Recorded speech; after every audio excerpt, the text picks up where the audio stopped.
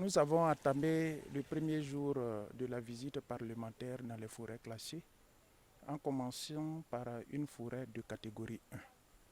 Nous appelons forêt de catégorie 1 les forêts qui ont un taux de conservation supérieur à 75%, et c'est le cas pour la forêt classée de Yaya, qui a un taux de conservation qui excède à 90%.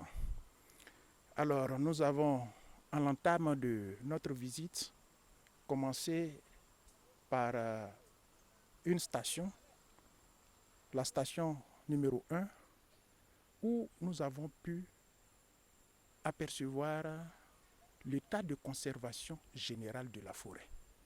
Nous sommes rendus compte que, à travers la présentation générale qui a été faite par la SODEFOR et sur le fond en cartographie que nous avons, que c'était une forêt qui était assez bien conservée. Alors, on a enregistré quelques plantations dans les zones périphériques de la forêt, mais fort heureusement, ce sont des plantations qui ont été recolonisées à 94%.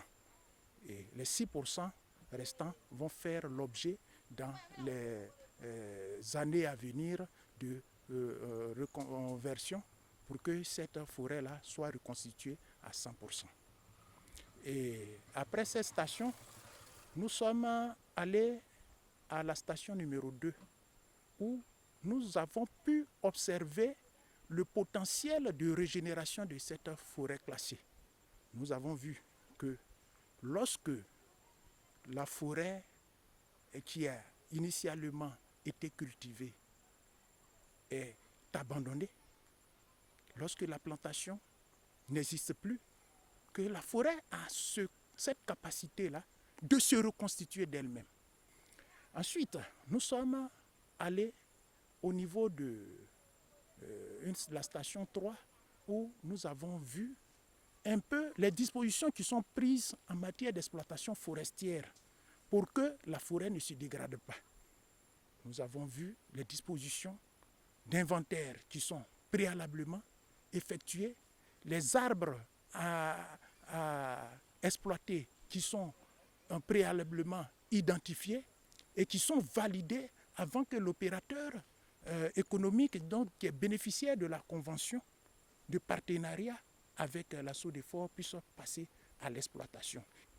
Nous avons continué notre visite par une 4e station où nous avons vu une pépinière. En fait, dans la stratégie de réhabilitation des forêts de catégorie 1, on privilégie en premier lieu, donc, on privilégie la mise en défense. La mise en défense, c'est qu'on laisse la forêt se reconstituer d'elle-même. Toutefois, il y a des espaces pour lesquels la capacité de régénération n'est pas suffisante. Et dans ces espaces-là, il faut aider la forêt à se reconstituer par le biais de plantations. Donc, dans ces espaces-là, la pépinière qu'on a vue serviront à permettre de reconstituer ces espaces. Et on a achevé notre visite par la rencontre des populations. Alors, il y a bien des raisons de rencontrer cette population autour de la forêt classée pour savoir quelles ont été les motivations, quelles ont été les stratégies qui ont été utilisées par ces populations pour que aujourd'hui, on puisse avoir une forêt qui est conservée au-delà de 90%.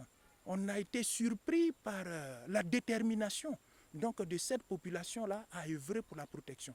Donc vous voyez que c'est très important parce qu'on se rend compte qu'il y a une convergence entre l'action gouvernementale qui est en train d'être initiée à travers l'adoption d'un nouveau code forestier pour permettre de mieux protéger les forêts et puis les aspirations même des populations qui sont riveraines de la forêt classée. Et ça, c'est quelque chose de très important à relever.